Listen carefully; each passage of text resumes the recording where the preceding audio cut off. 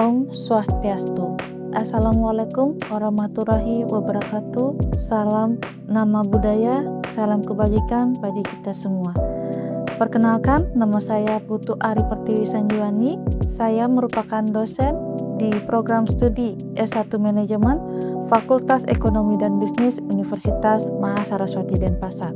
Dalam kesempatan yang baik ini, saya diberikan kesempatan untuk menampilkan pernyataan diri dosen mengenai pengajaran untuk sertifikasi dosen tahun 2026. Saya akan memaparkan materi mengenai mata kuliah Manajemen Sumber Daya Manusia. Sebagai dosen pengampu mata kuliah Manajemen Sumber Daya Manusia, saya berkomitmen menyelenggarakan pembelajaran yang berpusat pada mahasiswa dengan mengintegrasikan teori, praktek, dan sesuai dengan lapangan pekerjaan. Pembelajaran dirancang berdasarkan CPL dan OBE, menggunakan metode diskusi, studi kasus, project based learning, serta pemanfaatan learning management system untuk meningkatkan partisipasi mahasiswa dan untuk menunjukkan kemampuan mahasiswa. Evaluasi dilakukan secara komprehensif melalui tugas, presentasi, proyek, dan ujian untuk mengukur penguasaan kompetensi serta keterampilan analitis mahasiswa. Saya juga secara berkelanjutan melakukan refleksi dan inovasi pembelajaran melalui pengembangan kompetensi, integrasi hasil penelitian, dan pemanfaatan teknologi agar proses pembelajaran tetap relevan dengan kebutuhan dunia kerja dan mampu menghasilkan lulusan yang profesional, adaptif, dan berdaya saing.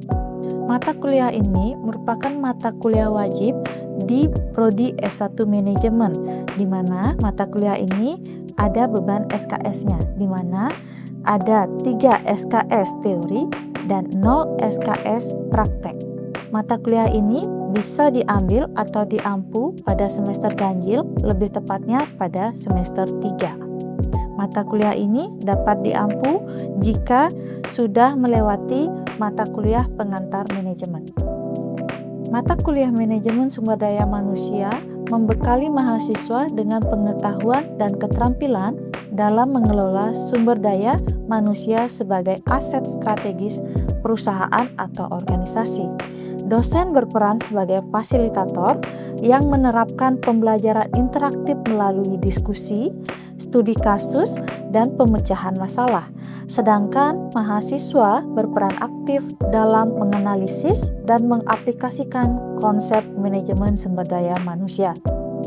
Melalui proses pembelajaran tersebut, mahasiswa diharapkan memiliki kompetensi yang relevan, berpikir kritis, serta siap menghadapi tantangan dunia kerja di era global dan digital saat ini.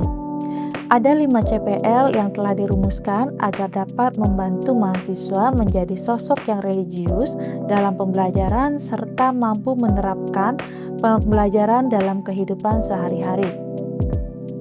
Untuk membantu CPL tersebut sudah dirumuskan dengan 4 CPMK sehingga mahasiswa dapat selalu leluasa menerapkan pembelajaran di kehidupan sehari-harinya. Selain 2 hal tersebut, ada sub CPMK juga yang dirumuskan. Sub CPMK-nya ada 14 poin, di mana sub CPMK 1-8 itu membahas mengenai konsep manajemen sumber daya manusia serta organisasi. Dilanjutkan dengan sub CPMK 9-14 merupakan penerapan atau aktivitas yang dilakukan pada mata kuliah Manajemen Sumber Daya Manusia. Mata kuliah ini tentu memiliki sumber referensi yang terpercaya. Sumber referensi ini berasal dari buku dan juga artikel ilmiah, di mana buku pertama yang menjadi sumber dasar atau landasan dasar dari mata kuliah ini, saya menggunakan buku terbitan dari Inyoman Resa Adika dan juga Yuria Mendra, di mana membahas mengenai sumber daya manusia berkelanjutan yang resilient, produktivitas, dan inovasi, serta didukung juga dengan buku dari Mawarni dan kawan-kawan yang membahas mengenai manajemen sumber daya manusia yang berkelanjutan. Dan juga didukung juga dengan buku dari Nyoman Reza Adika di mana membahas mengenai transparansi budaya dan kepemimpinan di suatu organisasi. Pelaksanaan mata kuliah ini dilaksanakan dengan melibatkan satu orang dosen pengampu mata kuliah dengan membagi pertemuan menjadi 16 kali pertemuan, di mana pada minggu ke-8 dilaksanakan ujian tengah semester dan pada minggu ke-16 dilaksanakan ujian akhir semester. Tujuannya adalah untuk menguji pemahaman mahasiswa mengenai materi yang sudah dijelaskan atau dipresentasikan di dalam kelas. Perkuliahan ini dilaksanakan secara tatap muka, secara langsung, dan tatap muka secara online untuk mendukung adaptasi kemajuan teknologi yang fleksibel. Metode pembelajaran yang saya gunakan adalah metode berbasis mahasiswa atau metode SCL, di mana saya menggunakan 4 cara. Yang pertama, saya menggunakan cara ceramah, di mana cara ini saya gunakan dengan pemberian materi berupa pengantar agar mahasiswa lebih terarah dalam mempelajari mata kuliah. Cara yang kedua adalah dengan memberikan tugas. Cara ini saya gunakan untuk menilai pemahaman mahasiswa mengenai materi perkuliahan. Tugas ada 2, yaitu tugas individu dan tugas kelompok. Kemudian cara ketiga yang saya gunakan adalah menggunakan presentasi. Cara ini sepenuhnya dilakukan oleh mahasiswa, saya sebagai dosen, sebagai pemandu dan penengah jika ada permasalahan. Dan terakhir adalah menggunakan cara kuis, di mana cara ini dilakukan dengan menggunakan aplikasi kuis maupun secara manual. Salah satunya menggunakan sistem undian, di mana kuis ini biasanya diberikan setelah selesai ceramah dan presentasi di dalam kelas. Sistem penilaian yang saya gunakan adalah dengan membagi bobot penilaian dengan uraian sebagai berikut.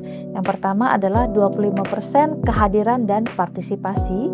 Yang kedua adalah 25% dari proyek dengan tugas individu maupun tugas kelompok, serta 20% UTS, 20% UAS, dan 10% dari kuis tadi.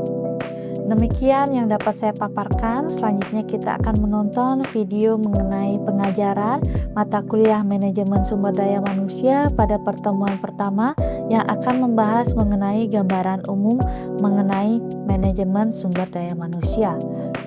Semoga dengan informasi dalam tayangan ini dapat memberikan manfaat bagi yang menonton, dan akhir kata saya ucapkan terima kasih.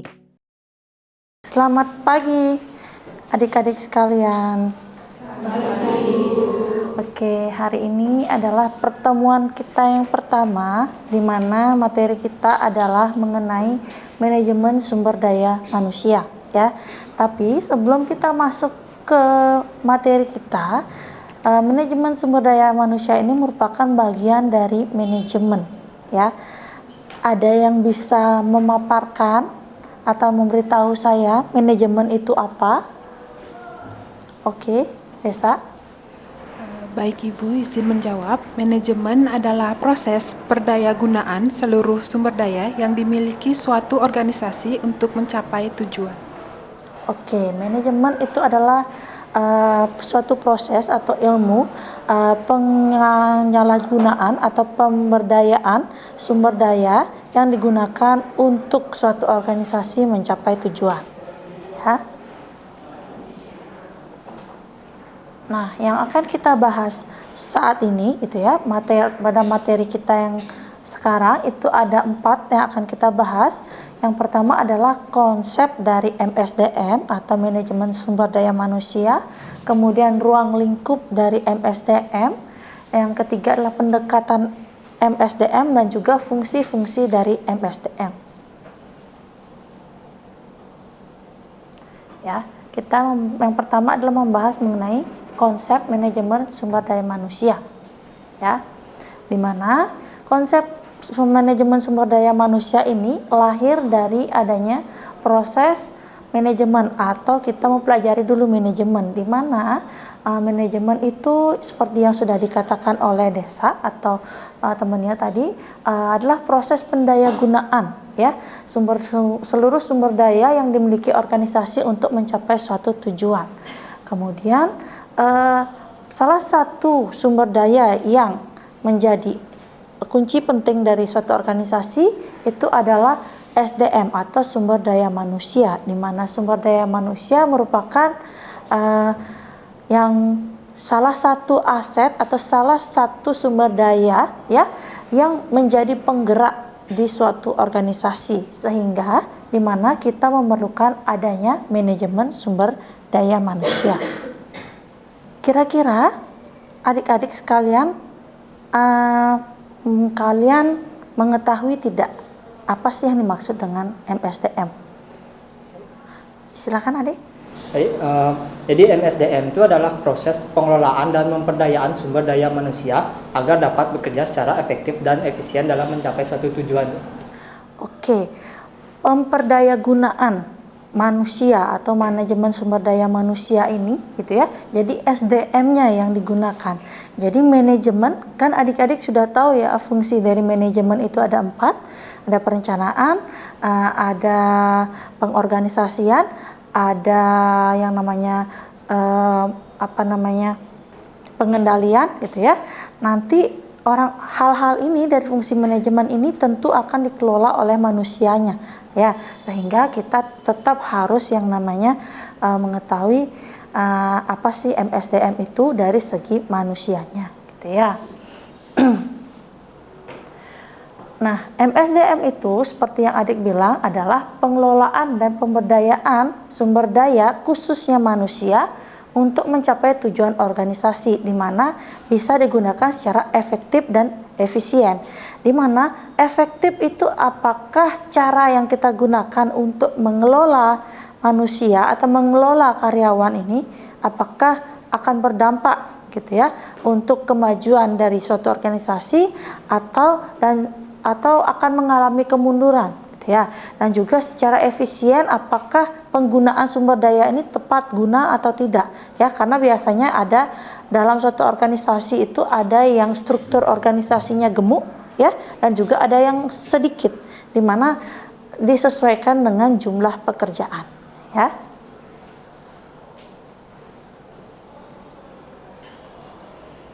Nah, konsep SDM atau human resource di sini ada 3, di mana manusia sebagai pekerja, kemudian manusia sebagai penggerak, dan juga manusia sebagai aset. Ya, di mana manusia sebagai pekerja ini dia pasti akan selalu bekerja dalam suatu lingkungan, di mana lingkungan ini bukan hanya dirinya saja gitu ya, tapi juga ada orang-orang lain yang saling berhubungan dengan dirinya atau seorang manusia ini gitu ya. Dimana nanti misalnya dalam di suatu perusahaan bukan cuma bidang SDM atau HR saja atau HRD gitu ya, atau personalia saja gitu ya, tapi juga ada bagian-bagian lain yang saling terhubung. Misalnya kalau di seperti di universitas, jadi yang saling menghubungkan atau manusia yang saling berhubungan itu adalah yang pasti adalah dosen dengan mahasiswa gitu ya, mahasiswa dengan pegawai, dosen dengan pegawai. Jadi kalau ketiga hal ini tidak berjalan dengan baik ya, otomatis kan tidak berjalan kegiatan perkuliahannya ya, sehingga harus disinergikan atau dikombinasikan dan dikelola dengan baik ya. Kemudian manusia sebagai penggerak, jelas manusia yang akan menggerakkan kegiatan-kegiatan apapun yang ada di suatu organisasi atau di suatu perusahaan. Dimana kalau nggak ada manusia gitu ya, yang pasti akan terhambat semua kegiatan pengajaran gitu, misalnya kalau di universitas, kemudian kegiatan praktek dan lain sebagainya ya. Walaupun sekarang sudah ada mesin canggih, ada AI sekalipun ya, kalaupun tidak ada manusia tetap yang menggerakkan ya, AI ini juga tetap tidak akan berguna. Datanya dia akan merekam data dari mana ya, otomatis kan manusia yang akan menginput gitu ya. Nah, kemudian manusia digambarkan juga sebagai aset ya, karena manusia ini dia mempunyai potensi, ya. Kalau kita tidak menjaga potensi ini gitu ya, maka perusahaan ini akan selalu atau istilahnya pasti akan merugi, karena jika manusia tidak dianggap aset, ya, itu tidak dipelihara, maka perusahaan ini akan yang namanya mengalami kerugian. Tadi kan sudah saya jelaskan ada konsep HR, ya. Ada manajemen manusia sebagai pekerja, kemudian manusia sebagai penggerak, dan manusia juga sebagai aset. Nah, saya ingin tahu pandangan dari adik-adik. Kira-kira kenapa selain yang sudah saya jelaskan tadi, manusia atau human resource itu dianggap sebagai aset? Silakan. Baik, SDM disebut sebagai aset karena SDM merupakan potensi sumber daya yang menjadi modal non-material atau non-finansial yang sangat menentukan keberhasilan organisasi. Oke, berarti ada istilah non-finansial, non-material. Berarti manusia ini tidak terbuat dari uang gitu ya, tidak terbuat dari bahan baku, tapi dia menjadi penggerak atau menjadi potensi besar dalam suatu perusahaan. Ya, kita boleh mempunyai banyak bahan baku, sumber daya alam yang melimpah. Ya, sama seperti di Indonesia sekarang ya, sumber daya alamnya melimpah, tapi kalau tidak bisa dikelola dengan manusianya, ya, maka sumber daya ini pasti lama-lama akan habis atau tergerus. Contohnya saja seperti misalnya dulu di Bali gitu ya, ada terkenal dengan makanan yang namanya lawar penyu, sate penyu gitu ya. Karena terlalu banyak orang yang menangkap dan lain sebagainya ya, makanya sekarang penyu-penyu yang ada di pesisiran Bali itu mulai menghilang, sehingga dibuatkan penangkaran penyu. Ya, kalau kalian pernah ke daerah Sanur gitu ya, itu sudah ada penangkaran penyunya. Jadi ada setiap tahun atau beberapa bulan sekali pasti akan ada pelepasan penyu ke lautan lepas. Ya, tujuannya apa? Untuk menjaga ekosistem sehingga tidak punah. Ya, salah satunya adalah dengan mengelola manusianya. Dengan adanya penangkaran, maka manusia dibatasi untuk melakukan penangkapan penyu. Ya, dikelola manusianya seperti itu. Nah, ruang lingkup manajemen sumber daya manusia. Oke, kita akan masuk ke ruang lingkup manajemen sumber daya manusia, di mana ruang lingkupnya itu ada 4 ya, di mana ada pemasaran, ada keuangan, ada akuntansi, dan ada produksi ya, di mana dari 4 hal ini gitu ya, yang sangat-sangat saling berkaitan ya, walaupun nanti ada yang namanya bidang apa gitu misalnya ya, transportasi dan lain sebagainya ya, tapi ada 4 hal ini, ruang lingkup ini yang harus dimengerti, di mana adik-adik kan masuk di keuangan ya. Keuangan otomatis kan kalian menghitung berapa besar laba yang diterima gitu ya, kemudian berapa sih kerugian atau pengeluaran yang diterima gitu ya. Tapi kalau tidak ada akuntansi, jadi kalian kan tidak bisa mengolah data atau membuat keputusan ya, jadi akan saling berkaitan, jadi seperti roda gitu ya. Kalau yang saat ini sekarang mungkin pemasaran untuk memasarkan produk ya, otomatis dia akan mengeluarkan banyak biaya. Kalian sebagai orang-orang keuangan otomatis kalian akan mengetatkan anggaran ya, biar tidak bablas. Biasanya ya kalau pemasaran sudah jor-joran ya, orang keuangan pasti akan ya memberikan SP dan lain sebagainya. Ini biayamu sudah besar loh gitu ya. Nanti kalau misalnya ini lebih besar daripada pemasukan, nanti gimana? Apakah kita akan mengalami kerugian dan lain sebagainya ya. Dari segi produksi juga berkaitan ya. Kemudian ada akuntansi.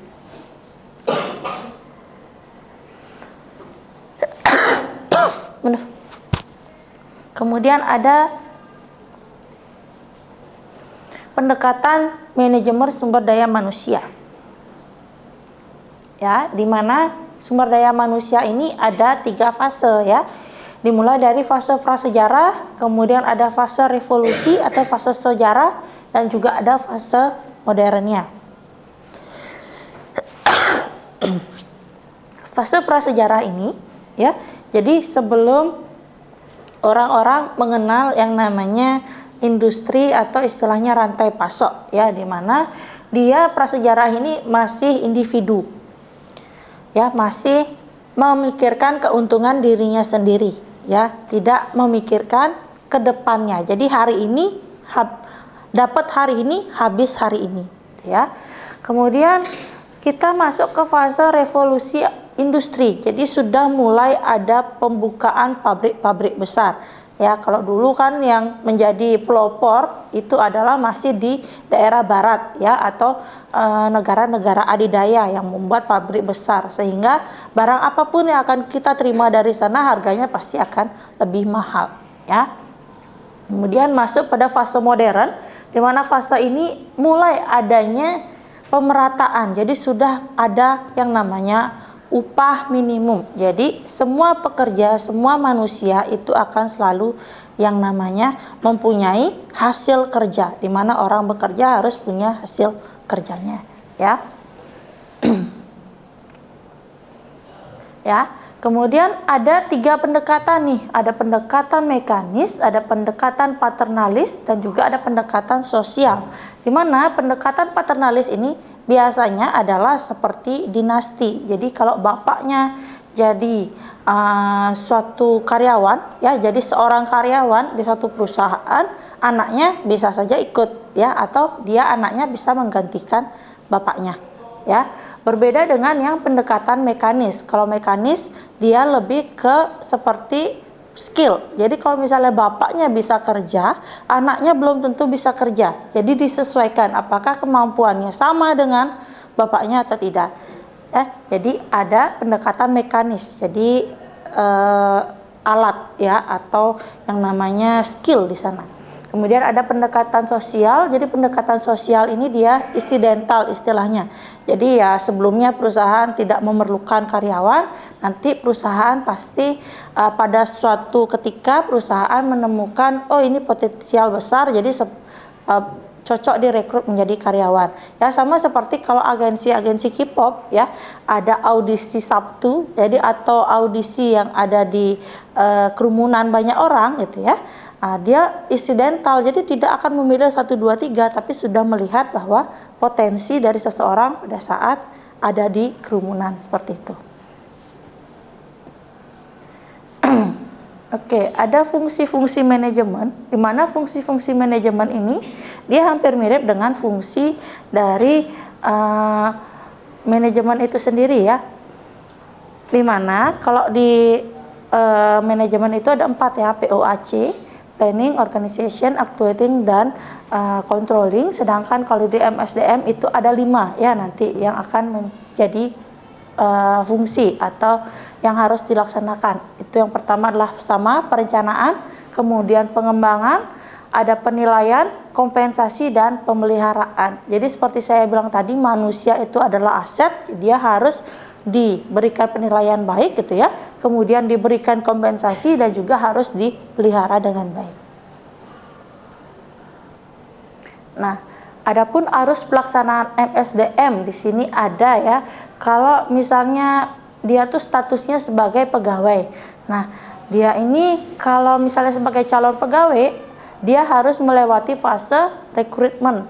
Ya, rekrutmen itu ada 2, yang terbuka dan yang tertutup. Yang terbuka itu adalah yang dipasarkan secara umum, sedangkan yang tertutup adalah di dalam perusahaan itu sendiri. Ya, nanti akan ada 2, yang diterima dan ditolak. Kalau ditolak otomatis kan tidak ada lanjutannya ya.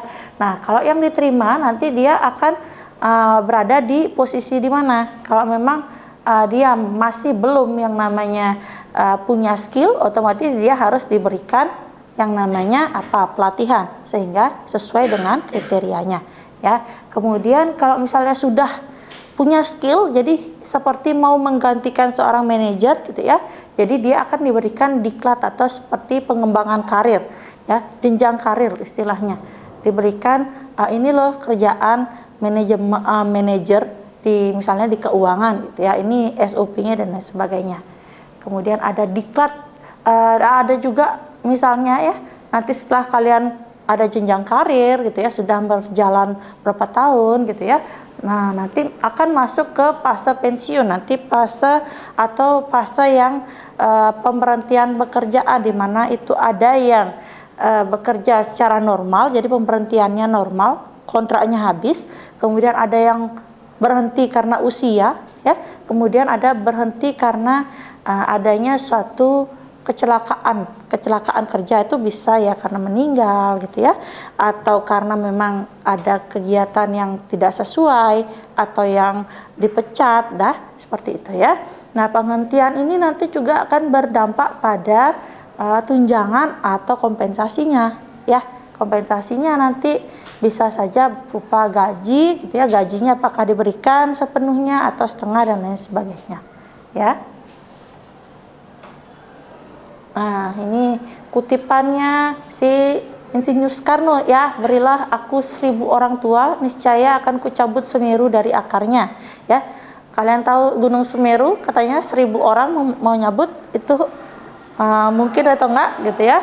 Tapi berikan aku satu pemuda, niscaya akan kuguncang dunia. Contohnya adalah yang merebut bendera Amerika atau Belanda di hotel apa gitu ya, itu adalah seorang pemuda namanya Budi Utomo ya, sehingga apa, ada nanti akan tercipta atau akan menjadi peristiwa besar gitu ya, ada Hari Pahlawan gitu ya, tanggal 10 November loh diperingati, jadi kalian jangan sampai lupa. Jadi tonggak dari suatu perusahaan atau organisasi itu adalah yang muda-muda, jadi sama seperti kalian saat ini ya. Jadi kalau bisa ya, nanti dalam menemukan pekerjaan ya, bekerjalah dengan baik gitu ya. Kalau memang tidak sesuai ya silahkan keluarkan diri dengan baik juga ya. Jangan sampai yang namanya meninggalkan bekas yang tidak enak di tempat yang bekerja, yang kalian tempat cari uang gitu ya. Sebelum saya masuk ke sesi berikutnya ya, saya mau refresh sedikit ya. Saya ingin menanyakan gitu ya, adik-adik gitu ya, mengapa MSDM itu penting bagi suatu perusahaan? Oke, silakan adik. Baik, jadi organisasi itu memerlukan SDM itu karena perusahaan memerlukan adanya pengelolaan SDM yang baik agar karyawan mampu bekerja secara optimal dan memberikan kontribusi terhadap pencapaian tujuan organisasinya, Bu. Oke, berarti kan MSDM itu diperlukan bagi perusahaan karena apa? Perusahaan perlu mengelola ya, bukan hanya mengelola sumber daya tapi juga harus mengelola manusianya ya, sehingga apa, tujuan perusahaan tercapai, sehingga manusia juga atau karyawannya juga dapat berkontribusi bagi perusahaan, sehingga nanti pada saat perusahaan mencapai keuntungan, karyawan ini akan mendapatkan kompensasi yang lebih, seperti itu ya. Kita masuk ke Q&A ya, dimana dari tadi saya sudah bertanya ke adik-adik tentang materi gitu ya, beberapa pertanyaan. Jadi sekarang waktunya adik-adik ya, jika masih ada pertanyaan yang belum jelas bisa dipertanyakan ya. Ada yang mau bertanya? Silakan. Baik, terima kasih atas waktunya. Saya izin bertanya, bagaimana hubungan antara manajemen dan dengan SDM? Oke, hubungan dari manajemen dan SDM ya. SDM seperti kita tahu dia adalah manusia ya, atau sumber daya bagi suatu organisasi. Sedangkan manajemen itu adalah proses pendayagunaan sumber daya. Nah, hubungan dari manajemen dan SDM ini adalah manajemen ini akan yang namanya mengelola SDM atau manusianya ini agar dapat berkontribusi dengan perusahaan sehingga bisa mencapai tujuan organisasi atau perusahaan, sehingga dengan cara apa? Dengan cara yang efektif dan nanti pasti akan efisien. Bagaimana? Sudah? Baik, ada yang ingin ditanyakan kembali? Saya Ibu. Silakan. Tadi sudah dijelaskan tentang SDM, Ibu. Namun apa yang terjadi jika SDM di suatu perusahaan atau organisasi tidak diperhatikan? Apakah itu akan menjadi masalah, Ibu? Oke. SDM di suatu perusahaan itu dia seperti saya bilang tadi adalah aset, ya. Jadi jika di suatu perusahaan atau organisasi manusia atau SDM ini tidak diperhatikan atau tidak dipelihara, tentu akan menimbulkan masalah, ya. Di mana masalah yang pertama otomatis terlihat pada kinerja dari SDM tersebut, ya. Kalau misalnya kinerjanya dia tidak baik, otomatis perusahaan kan tidak akan mencapai suatu tujuan, ya. Jadi manusia ini tentu harus dipelihara. Dipeliharanya bagaimana, ya jelas harus diberikan lingkungan pekerjaannya yang baik gitu ya. Kemudian beban kerjanya yang jelas. Karena banyak sekali perusahaan dimanapun itu gitu ya, kadang memberikan beban yang besar bagi karyawannya, tapi tidak diberikan kompensasi yang baik, sehingga karyawan ini merasa, oh diri saya kok diperlakukan tidak baik, oh kalau saya tidak bekerja dengan baik juga pasti hasilnya sama saja gitu ya, sehingga harus adanya hubungan timbal balik. Kalau perusahaan sudah memelihara atau memberikan kegiatan yang baik atau memberikan feedback yang baik bagi karyawan, maka karyawan juga akan memberikan feedback yang baik bagi perusahaan, ya, sehingga akan tujuan perusahaan akan tercapai. Bagaimana? Sudah, ya. Oke. Kira-kira sekian untuk sesi Q&A. Jadi untuk menutup pertemuan kita yang pertama, saya mempunyai kuis, ya, di mana soalnya ada satu, di mana kita sudah membahas berbagai macam dari awal gitu ya, sehingga saya mau menyimpulkan, ya. Simpulkan apa yang dimaksud dengan MSDM menurut adik-adik sekalian, ya. Nanti bisa dikumpulkan setelah mata kuliah ini selesai. Saya tunggu di kantor, ya. Baik, sekian dulu ya untuk perjumpaan kita hari ini gitu ya. Kita ketemu lagi minggu depan dengan materi yang baru. Materi saya yang telah sampaikan tadi jangan dilupakan. Jadi minggu depan saya akan mencoba mereview kembali apa materi yang sudah kita bahas hari ini, ya. Sekian dulu untuk perjumpaan kita hari ini. Sampai jumpa pertemuan berikutnya. Selamat pagi.